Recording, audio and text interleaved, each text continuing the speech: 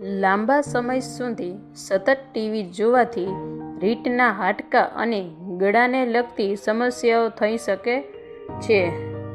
કાચો મૂળો ખાવાથી મગજ તેજ બને છે. તુલસીના પત્તાનું રોજ સેવન કરો જેથી કેન્સર જેવી બીમારીથી બચી શકશો. રોજનો 1 ગ્લાસ લીંબુ પાણીનું સેવન કરવાથી ક્યારેય મોટાપો થતો નથી. લકવા થતા દર્દીના નાકમાં દેશી ગાયનું ઘી નાખવાથી લકવો 15 મિનિટમાં ઠીક થઈ જાય છે. રાત્રે અંધારામાં સૂવાથી ડિપ્રેશનનો ખતરો ઓછો થાય છે. ઠંડુ પાણી પીવાથી વ્યક્તિ ઝડપથી રોગોનો શિકાર બની જાય છે. જો તમને પીળો પેશાબ થતો હોય તો તમે અંદરથી સ્વસ્થ નથી અથવા તો તમે ઓછું પાણી પી રહ્યા છો. નખ પણ નાળિયેર તેલની માલિશ કરવાથી આંખની રોશની વધે છે. વધુ પડતું થૂંકવાથી વ્યક્તિનું મગજની નબળું પડે છે. વાળની ચોટલી બાંધીને રાખવાથી મગજ તેજ થાય છે અને વાળ મજબૂત બને છે. પગના તળિયા ઉપર વિક્સ લગાવીને સૂવાથી છાતીમાં કફ દૂર થાય છે અને શરદી ઉધરસમાં પણ રાહત મળે છે. જે લોકો ઝડપથી ખાય છે તે હૃદય રોગથી પીડાય છે. ખોરાક ઝડપથી પચતો નથી અને ઓબકા આવી શકે છે. ઉનાળાની ઋતુમાં બંધ ચંપલનો ઉપયોગ ન કરો જેનાથી તમારી દ્રષ્ટિ નબળી પડે છે. જે લોકો હાથ ધોયા વગર ભોજન કરે છે તેમની યાદશક્તિ નબળી પડી જાય છે. પાચન શક્તિ સારી કરવા માટે અઠવાડિયામાં 1 વાર શેરડીનો રસ જરૂરથી પીવો જોઈએ. શેરડીના રસમાં આદું ભેળવીને પીવાથી શરીરમાંથી ગરમી ઓછી થાય છે તેમ ગરમી ઓછી લાગવા છે. નવજાત શિશુને ઉધરસથી રાહત આપવા આદુના રસમાં મધ ભેળવી આપવું. આદુના રસનું પ્રમાણ વધારે પડતું ન હોય તેનું ધ્યાન રાખો. ભોજન કરતી વખતે પાણી ઓછી માત્રામાં પીવું જોઈએ. શક્ય બને તો પાણી જમ્યા પછી અડધી કલાક પછી પીવું જોઈએ. જો તમારા હાડકામાંથી કટ અવાજ આવે છે તો સમજો કે તમારામાં કેલ્શિયમની ઉણપ છે. રાત્રે નાભીમાં તેલ નાખવાથી મગજ ઝડપથી કામ કરે છે. રાત્રે મેથીને પલાળી દો અને સવારે તેમાં દૂધ નાખીને તેનું પેસ્ટ બનાવી લો અને તમારા ચહેરા ઉપર ક્રીમ લગાવો. તેનાથી તમારી સ્કિન ટાઇટ થઈ જશે અને ચહેરો ચમકદાર થઈ જશે. કુકરમાં દાળ ઓગળે છે, પાકતી નથી, એટલા માટે ગેસ અને એસિડિટી થાય છે. જેને કબજિયાત રહે છે તેને સાંજના સમયે પપૈયું જરૂરથી ખાવું. જો હાડકાં નબળા પડી ગયા હોય તો તમારા આહારમાં કરમદુનું સેવન કરો.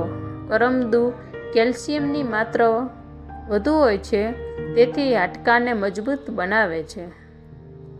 ફુદીના સાથે મિશ્રીનું સેવન કરવાથી મહિલાઓને પીરિયડ સંબંધિત સમસ્યા થતી નથી. રોટલી અને પરોઠા ઉપર ઘી ચોપડીને ખાવાથી વજન વધે છે અને શરીરમાં તાકાત આવે છે. પલાળેલું બદામનું સેવન કરતા પહેલા બદામની છાલ કાઢી લેવી જોઈએ. શેકેલા ચણા ખાવાથી મગજ ઝડપથી કામ કરે છે.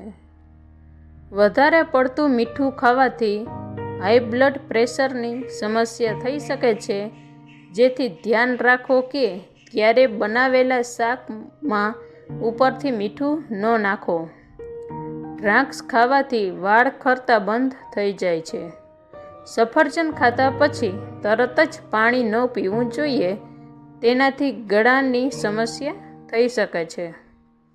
જે સ્ત્રીઓ પાણી ઓછું પીવે છે તેના મગજની નસોમાં લોહીની ગાંઠો જામવા લાગે છે, જેથી મગજ પર પ્રેશર વધે છે અને તેના કારણે ચક્કર આવે એવી સમસ્યા થઈ શકે છે. માખણની સાથે થોડુંક કેસર મિલાવીને રોજ રાત્રે હોઠ પર લગાવવાથી કાળા હોઠ પણ ગુલાબી થવા લાગે છે. પ્રેગ્નન્સીઓ દરમિયાન કેળા જરૂરી ખાવા, આથી બાળકના હાડકાં મજબૂત થાય છે. પાણી ક્યારેય અધ્ધરથી ન પીવું જોઈએ. હંમેશા મોં લગાડીને પીવું જોઈએ અને બેસીને પીવું, કારણ કે ઊભા રહીને પાણી પીવાથી ઘૂંટણ અને કિડની ખરાબ થઈ શકે છે. ક્યારેય વધારે પડતા ઠંડા અને વધારે પડતા ગરમ પાણીથી ન નહાવું જોઈએ.